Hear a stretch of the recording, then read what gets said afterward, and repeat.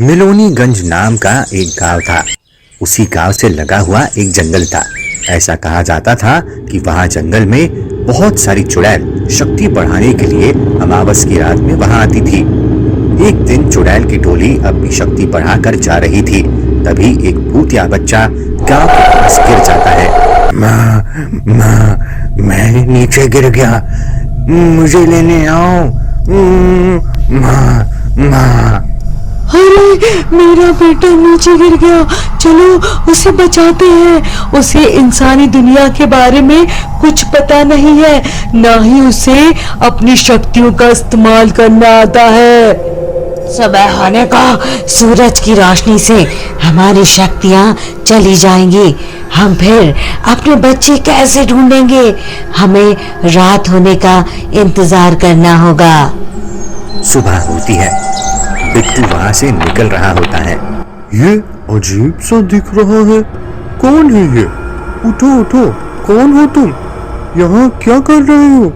कहाँ से आए हो? सूरज की रोशनी के कारण भूतिया बच्चा कुछ बोल नहीं पाता। बिट्टू उस पर दया करके उसे जंगल की ओर ले जाकर गुफा में छोड़ देता है। थोड़ी देर बाद वो कुछ खाने का सामान दे देता है। मैं रोज यहाँ आकर तुम्हारे लिए खाने का कुछ सामान दे जाया करूँगा। क्या खाना है तुम्हें? मुझे मेरी माँ से मिलना है। मैं यहाँ अपनी माँ के साथ आया था। तुम्हारी माँ मिल जाएंगी। बिट्टू वहां से जाता है। भूतिया बच्चे को भूख लगती है। वो देखता है कि गांव के कुछ लोग अपने जानवरों को चराने के लिए लाए थे। वो कुछ जानवरों को पकड़कर खा जाता है। जानवर कम कैसे हो गए? रात हो जाती है। भूतिया बच्चा अपनी माँ की तलाश में गांव आता है। गांव में सबको जगाता है। सब बाहर आते हैं। क्या हुआ? क्या हुआ? अरे ये भूत है, अरे ये तो भूत है, भूत भूत। जब तक मेरी माँ मुझे नहीं मिल जाती तब तक कोई नहीं सोएगा। सब मेरी माँ को ढूंढो। अरे ये क्या जबरदस्ती हुई? शाम के इतना बोलते ही भूतिया बच्चा उसे हवा में गोल गोल घुमाने लगता है और उसे जमीन पर पटक देता है, जिससे उसे बहुत चोट आती है। तुम्हारी माँ मिल जाएगी, तुम गुफा में जाओ। तुम्हारी बात मानकर मैं इस शाम को लेकर वापस उसी गुफा में जा रहा हूँ। जब तक मेरी माँ नहीं मिल जाती ये मेरे साथ रहेगा।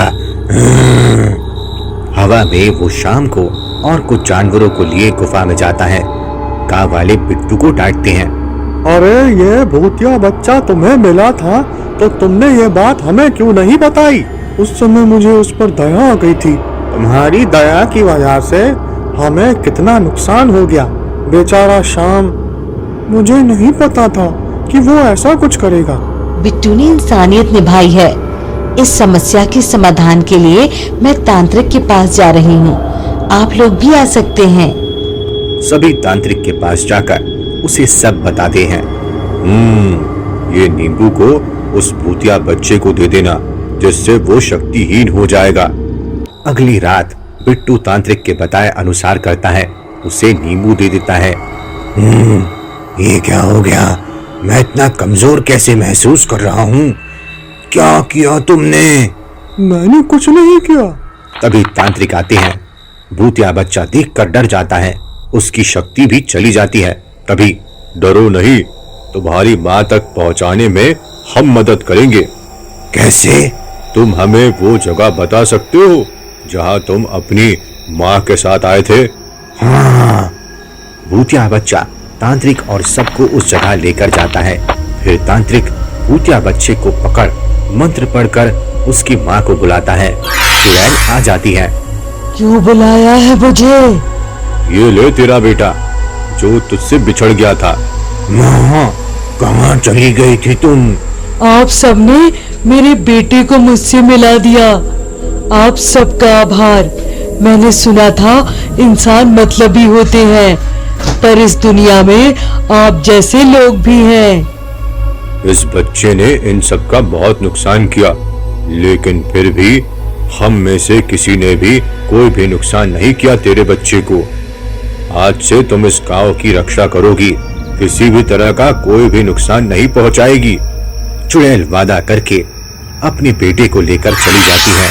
हमेशा उस गांव में रहने वालों की रक्षा करती है, किसी और चुड़ैल को गांव में नहीं आने देती।